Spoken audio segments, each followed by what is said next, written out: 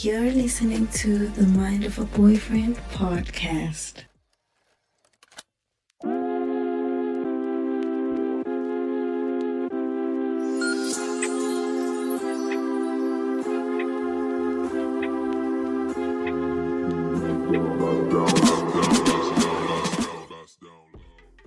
Hello and welcome to the Mind of a Boyfriend.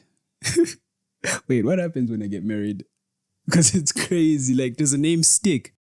Do people who are married listen to me because it's now like Mind of a Husband?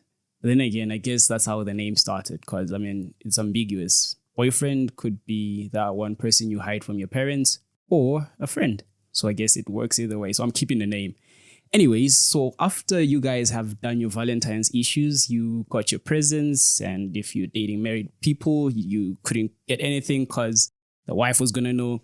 We're past that whole Valentine's item, right? So we know the red flags we talked about the last time. So this time we're talking about green flags, you know, the stuff that most of you can never have. But let's get to it. So the first one, quite obvious, communication, yeah? If he communicates well, it's amazing. You have a proper boyfriend, right? And communication, I don't mean just saying words out. I mean comprehension, because most of the time, you don't listen, right?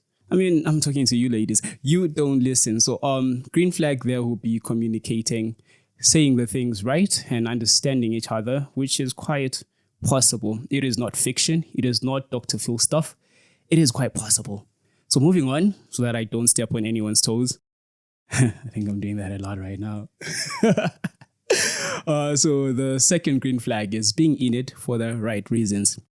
So most of the time, we go through talking phases because, kumnandi guys, talking phases are beautiful. Yo, kumnandi, sleeping at 2 a.m., telling each other things you will never do, finding out what the ex did so that you avoid that for the next 3 months. And you end up being in it for the wrong reasons. Well, I guess most of you are doing that anyways because you're lonely, you want money. That's why you're dating some other people you're dating. But a green flag would be being in it for the right reasons, knowing why you're there, which is quite beautiful. Guys, kumnandi ukuthanda. Kumnandi ukujola ujombile owazi abasoke bekubalekele. I'm just saying, being in it for the right reasons. So let me just move on to the next one. I feel like this episode is going to be short because it's scary, Kudumangiwan, this whole time. And there's a person who's about to explode, trying to laugh at the things I'm saying. I'm alone, but not really alone. So let me move on to the next one. Respecting boundaries. I don't mean putting stuff in your butt as a boundary. I mean understanding boundaries in their entirety, right? So understanding your religious boundaries, right? Respecting your partner enough to know that I am not going to your church because I'm not that person, right? And you won't worship the laws I worship because, well, you're not that person, right? And these boundaries go past, a lot of spectrums actually. So there's also sexual boundaries, like I stated earlier, stuff in the butt and being licked in places you don't want to be licked, right? So that's a boundary that should be, well, appreciated, right? And then these boundaries also go as wide and as far as educational boundaries. Because if we're being honest, state abantu abadom out here, right? So that being said, there's some arguments that tend to, punch down on education, right? If you already knew your person was dumb, don't make it the whole face of the relationship, right? Respect the boundaries. We have different opinions. That is okay. So green flags there will be respecting boundaries, what stuff included, right? So the next one, well, which is quite obvious, but again, I said we are dumb. Love makes us dumb. Being proactive. And I'm talking to men on this one. Men don't really know how to, foresee the future. Well, we've been told a lot to try, but we choose not to because we are virtually the dumbest people on earth. Right, anticipating your partner's needs before they even tell you, or if they tell you a problem, and you just have to find solutions before they ask you for them, right? That's being proactive. And it also includes avoiding certain conflicts before they happen, right? So me going out there and talking to like 10 different girls and not anticipating that's gonna piss off my girl is just being stupid. Or keeping the wrong people in your life and thinking that's okay because I didn't ask you about it, right? So proactivity has to do with you seeing and anticipating things that would potentially ruin your relationship or anticipating things that could help it, right? You don't have to be told these things. It's common sense, I think. If you can count to 10, I guess it is common sense because why are you being dumb, right? And then maybe the last one, or maybe just before the last one, because I'm now thinking of a lot of things. Acknowledging mistakes.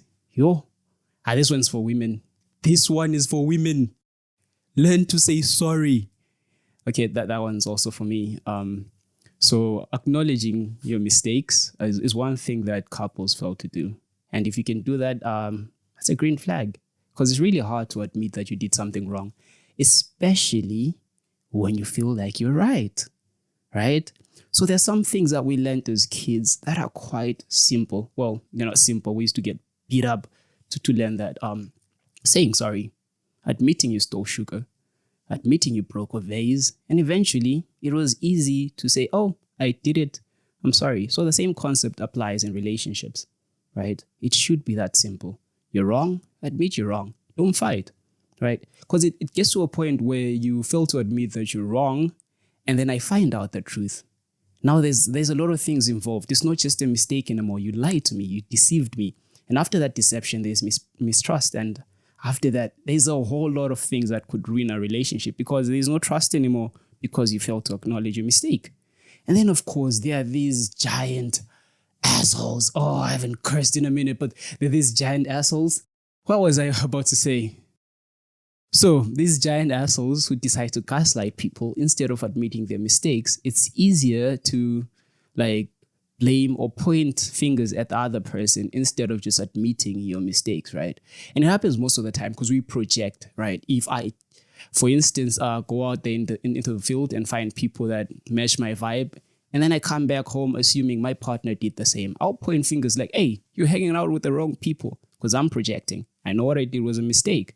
Right. And after time, when we go through people's phones, we're trying to hide what we did. So we go through theirs first so that we find things that incriminate them and make us feel, well, less wrong. So that's failing to admit mistakes as well. So yeah, that's it for the green flags. And maybe just one last one, gifting. I know gifting is not for everyone, right? But I believe gifting should be a universal love language. Not because it's just about the gifts, but it's about knowing your person enough to anticipate what they want, things that make them happy. It could be as small as chocolate, ice cream, and a 24-pack of Heineken.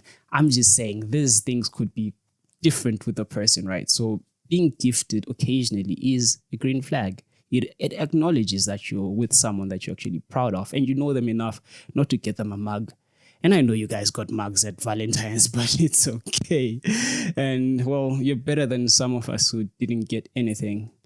And I didn't get her anything. So I guess that is a red flag.